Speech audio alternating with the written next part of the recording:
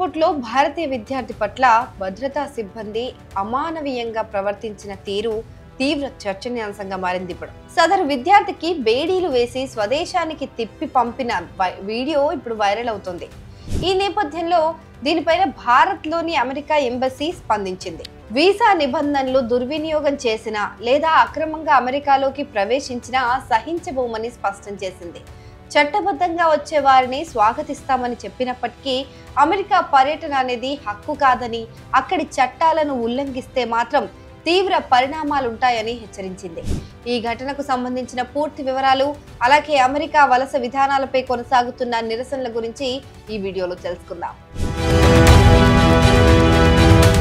అమెరికాలోని Newark airport లో భద్రతా సిబ్బంది ఓ భారతీయ విద్యార్థిని నేలపై అదిమి పెట్టి చేతులకు బేడీలు వేసి తీవ్రమైన అమానవీయంగా ప్రవర్తించిన తీరు ప్రస్తుతం విమర్శలకు తావిస్తుంది.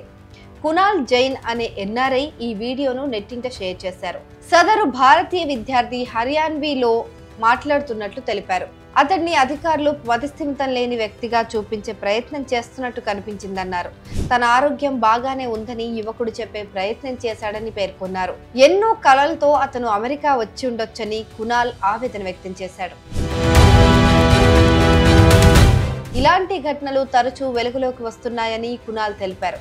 వీసా వచ్చిన మరుసటి రోజు ఉదయానికే అమెరికా చేరుకుంటున్న విద్యార్థులు ఎయిర్పోర్ట్ అధికారుల ముందు తడబాటుకు గురై సాయంత్రానికల్లా రిటర్న్ విమానంలో భారత్కు డిపోర్ట్ అవుతున్నారని తెలిపారు.